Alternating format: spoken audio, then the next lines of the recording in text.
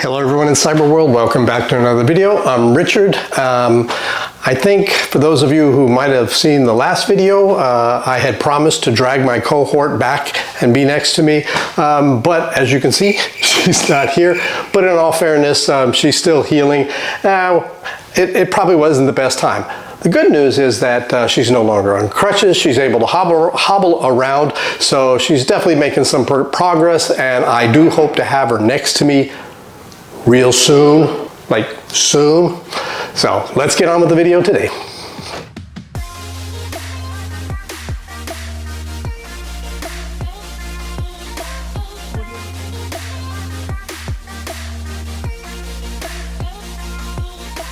All right, today's video is another project I'm making for a customer, but it's a big challenge, one I haven't done like this before, and it is based off of this. I'm going to be making a project using this 24-inch round. This is something that the customer actually asked for. This is a beast. For those that have seen the equipment that I have, the largest laser I have is 16 by 16 base, and so usually I don't go anything larger than that. I have made things larger, but when I make larger items, I use table saws, I use jigsaws, and whatever else, hand saws, to make the project. It's not as precise as a laser, but I can do it. Obviously the laser I like because it is cleaner and it is quicker, but this one here we're going to be doing a little bit different. Because we are going to be doing a 24-inch, I was going to cut the round on my own. If anybody has seen some of our old videos, I make a jig and then I can use a router and cut out a circle, and I was going to do that and cut the borders that I normally make for plaques and so forth. But in this particular case, because it's so large and I can't fit this, I'm actually going to do this in quarters. I've actually designed the project already online, and I think I'll show you that like right now.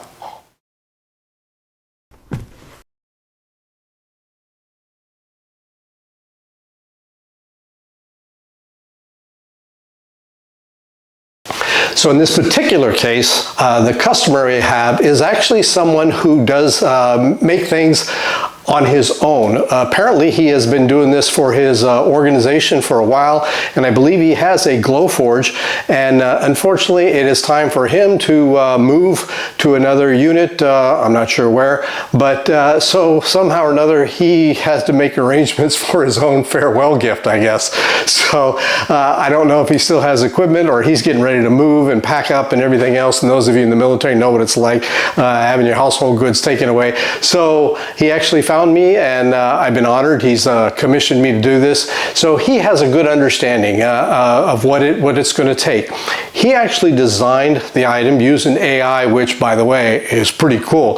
I think I'll show you the actual design he made, and from there we're going to incorporate that and make the image. Now, as you've seen, what I've shown you, what we're going to be doing, it's too large again to cut through our laser, but we're going to be cutting it up in pieces. So all we're going to do is stick in sheets that are about 16 and a half in the laser. We'll cut them out. We'll do that in all 4 quarters, and then we'll start paste them piece by piece onto here. So let's go ahead and start with the cutting. So here's the awesome image we're going to be working with. So here's the image of the shield. We attempted to upload it directly into Lightburn, but if you take a look here, you will see that the edges just don't come out very clean. It added some of other lines that were on the image itself that we don't want to use. So we're going to have to clean this one up first before we can try once again to make it into cut files. So the image in its current state is just not compatible for cutting with the laser. So we're actually going to have to be tracing everything on here to try and give it some nice clean smooth edges so that we can import it back into Lightburn. We try and use the auto fill for some things, and then we'll smooth it out, but this is just it's a long process, but it's just worth it because in the end we'll get a cleaner cut, and the image, when it's blown up and cut from wood, it will look so much nicer.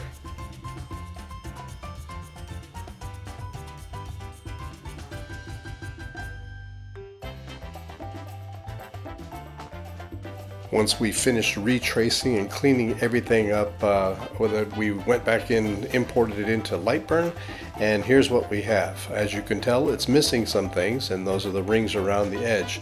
So we didn't actually trace those. It would be easier to use Lightburn because Lightburn has the ability to make circles. So we're going to use Lightburn itself to make some very clean circles that will serve as borders.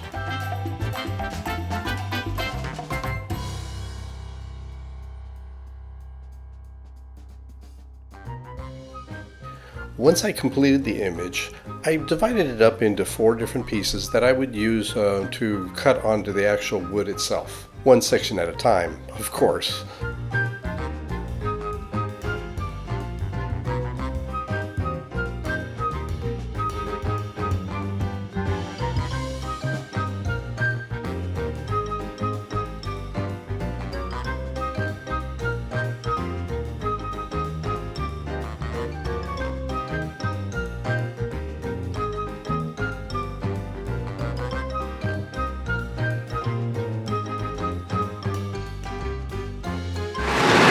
Okay, as in most of my other videos lately, I don't sit here and do nothing while the laser is cutting an image out for me.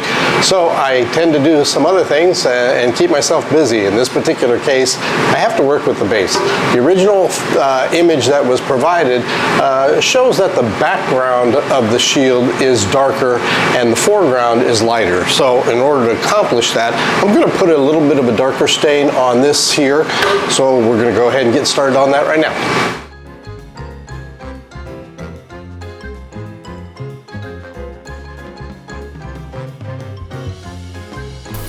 And I forgot to mention, obviously, that I've got the laser going.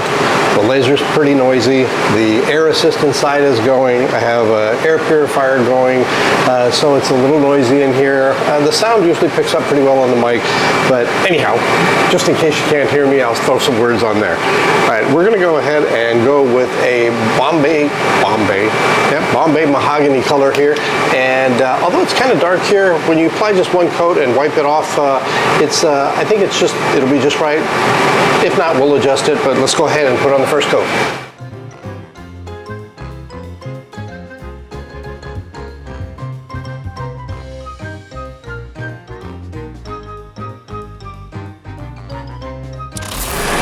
Minor change of plan. This was a little bit heavier. I mean, it's not super heavy, but it's kind of hard to spin around. It sticks to the paper here when you try and turn it.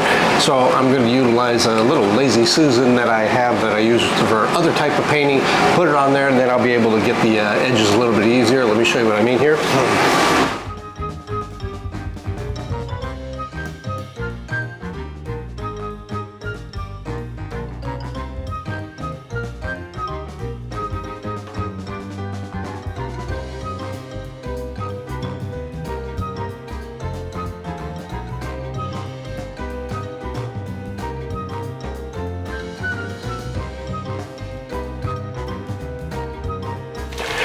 Okay, the timing worked out pretty well on this one. I just finished this and the laser finished the first quarter of the design that we have here. We're going to go ahead, put it aside, let it dry. We're going to take this stuff out of the laser and I'm going to show you a different way that I do it. We've got a lot of small pieces in there. Instead of taking them out one by one, sometimes they'll fall in the honeycomb, and so I use a different method.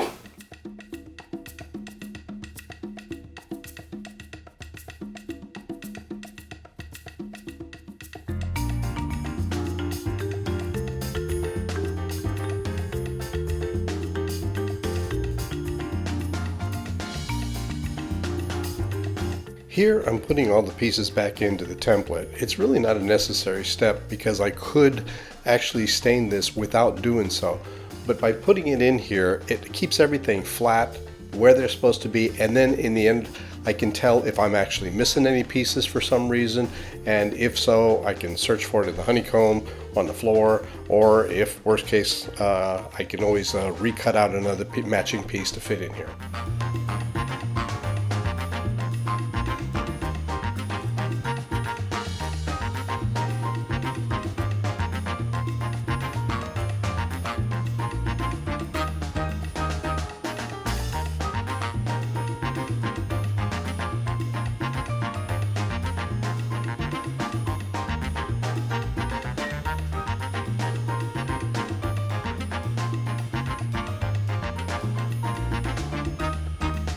You may have noticed that the base is a lot darker than what I originally showed just a little while ago. It turns out that we decided to put on a couple more coats so that it would match the base of the image itself. Using the sheet of wood we used to cut out all these images, we use that as a template to place the pieces back in so that they're going to fit exactly where they belong. And we glue everything in place.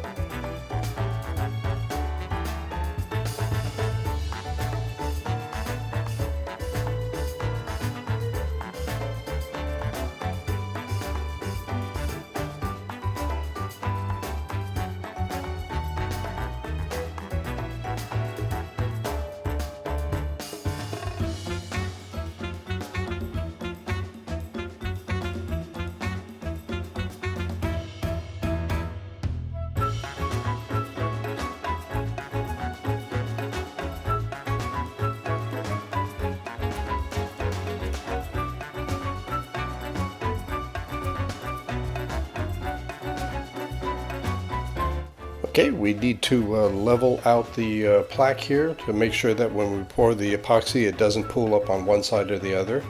And we'll dam up some of the gaps using some tape, and then we'll start pouring the epoxy.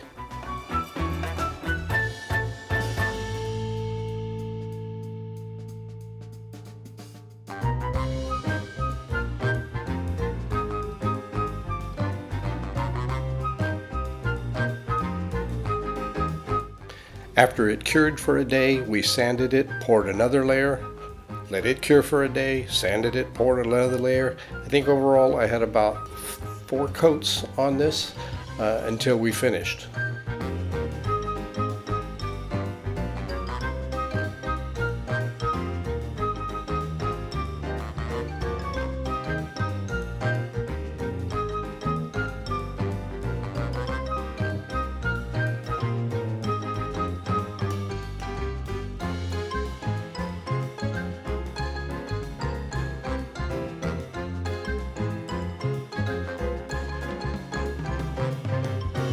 After the final coat fully cured, we flipped it over and removed all the dried out epoxy drips from the bottom. And now for the final result. And look who's with me. And here you go. First of all, thank you for everybody for being patient. I am back now. All right, now here's the actual shield plaque. I'd face it towards you, however, all the lights and everything reflect back to it, so we'll show you some pictures at the end here. But this was a kind of a challenge. It was the largest thing that we've ever done with epoxy. The wood that we started off, the round, it was requested to purchase a round. We used that, and that was heavy to begin with, and adding the epoxy on it made it heavier, but it's definitely sturdy, and I gotta say, I actually like this one. This came out really nice. I missed out on a few things for recording, to be honest. Our side wood business has picked up. We've doubled in the work, if not more, recently. And so I find myself doing about, I think, 10 projects at the same time. And some of that I forgot which one I was recording for which type project. And I missed some of this one here, but the concepts are pretty much the same. I think I missed on the epoxy part, but you'll know by the time you watch this video. So we'll give some more details in future ones anytime we do epoxy, and we'll show the whole process on that one there. So anyhow, I hope you enjoyed this video. We're glad to have my cohort back. Next work, I'm not sure because we have so many different things. I haven't mentioned last week that I have a special thing that I purchased, and it's expected to be here this coming week. And if so, that is going to be a lot of video recording, I think, to utilize that and set it up. And so it's still top secret. Can't tell you what it is, but we may do that. We may actually show you some other projects that we're working on. So we'll figure it out. But until we meet again, bye-bye. Bye.